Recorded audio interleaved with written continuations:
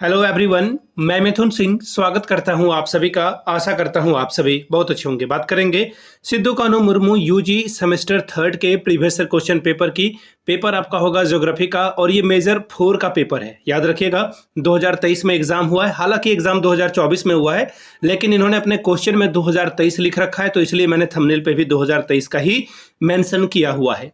आगे बढ़े उससे पहले मैं आपको बता दूं, अगर आपको पिछले 5 साल के क्वेश्चन पेपर चाहिए, ज्योग्राफी का मेजर का, आपका माइनर का पेपर, एसईसी, एईसी, एमडीसी, तो वो सारे पेपर या बीएससी सारे पेपर आपको अवेलेबल करा दिए जाएंगे 69 रुपीज में। दूसरी बात, 199 रुपये में आपको सजेशन प्रोवाइड कर दिया जाएगा। सजेशन यानी कि इंपॉर्टेंट क्वेश्चन उसके आंसर के साथ, ताकि आप एग्जाम बेहतर ढंग से लिख पाएं। यहाँ से मेरी ईमेल आईडी आप देख लें, yourmithunsingh@gmail.com पे आप मुझे मेल कर सकते हैं। इंस्टा पे अगर आप हो, डू फॉलो मी @iMithunSingh। बाकी आप मुझे व्हाट्सअप कर सकते हैं 7979054474 पे। तो चलिए Sidhu Kanhu Murmu UG semester third के previous year question paper geography का पेपर को देखते हैं कि किस तरह का पेपर पूछा गया था। यहाँ से आप देख पाओगे, यहाँ पे क्या लिख रखा है इन्होंने, यूजी सेमेस्टर 3 एग्जामिनेशन 2023। सेशन था 22-26 का, आपका 23-27 का सेशन हो सकता है, 24-28 का सेशन हो सकता है। ठीक है, आप फ्यूचर में एग्जाम दोगे, डेफिनेटली ये वीडियो आप देखोगे ही। यहाँ से देख लीजिए, ये MJ4 यानी कि मेजर 4 का पेपर है, ज्योग्राफी का पेपर है। फुल मार्क्स है इसमें 70 का, 30 नंबर आपको लाना होगा टू क्वालिफाई दिस एग्जामिनेशन। वक्त आपको मिलता है 3 घंटे का। ठीक है, चलिए यहाँ से देख लेते हैं क्वेश्चन पेपर को। सबसे पहले देखिए, ग्रुप ए कंपलसरी है, यानी कि ये तो आपको बनाना ही पड़ेगा।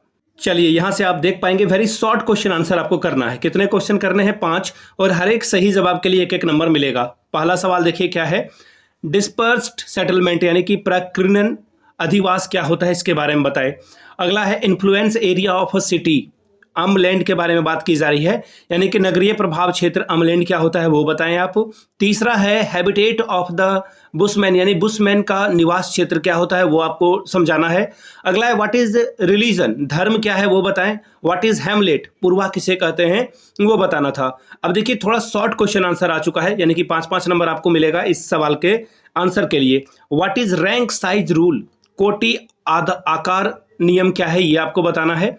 अगला सवाल देखिए फिर ही 5 नंबर का ही है, what are the differences between town and city, कस्बा और नगर में क्या अंतर होता है ये बताएं आप। अब बात करेंगे ग्रुप बी की। चलिए ग्रुप बी में देखिए आपसे लॉन्ग टाइप के सवाल पूछ लिए जाएंगे। कितने? 4 सवालों का आपको जवाब देना है, और हर एक सही आंसर के लिए 15 नंबर, यानी कि 15 चौके 60, 15 4 आर 60 स्कोर आप यहां से कर सकते हैं।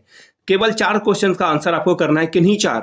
ठीक है, पहला सवाल है question number 4, discuss the meaning and scope of a human geography. Human geography यानी कि मानव भूगोल का अर्थ, विषय क्षेत्र का विवरण दीजिए।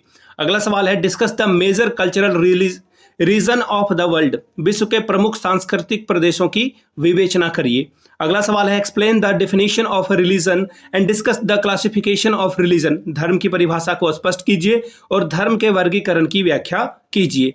क्वेश्चन नंबर 7 देखिए क्या बोला गया है, describe the physical and cultural traits of bushman, bushman की भौतिक और सांस्कृतिक विशेषताओं का संक्षिप्त में वर्णन कीजिए। Question number 8, define a rural settlement, explain the types of rural settlement, यानी कि ग्रामीण अधिवास क्या है, ग्रामीण अधिवास के प्रकारों का वर्णन करें। आखिरी सवाल, discuss the law of primitive city, प्रधान नगर नियम का जो है विवेचना कीजिए। तो ये था आपका मेजर पेपर ज्योग्राफी का 4। इसी तरह के पिछले 5 साल के जितने भी आपके major, minor, SSC, AC, BSc का पेपर है वो आपको 69 में अवेलेबल करा दिया जाएगा। दूसरी बात, 199 रुपये में आपको सजेशन प्रोवाइड कर दिया जाएगा, ताकि आप एग्जाम बेहतर ढंग से लिख सकें। यहाँ से मेरी ईमेल आईडी आप देख लें, yourmithunSingh@gmail.com पे आप मुझे मेल कर सकते हैं। इंस्टा पे अगर आप हो, डू फॉलो मी @iMithunSingh। बाकी आप मुझे व्हाट्सअप कर सकते हैं 7979054474 पे। वीडियो को यहाँ तक देखने के लिए आप सभी का बहुत बहुत शुक्रिया। Have a good day.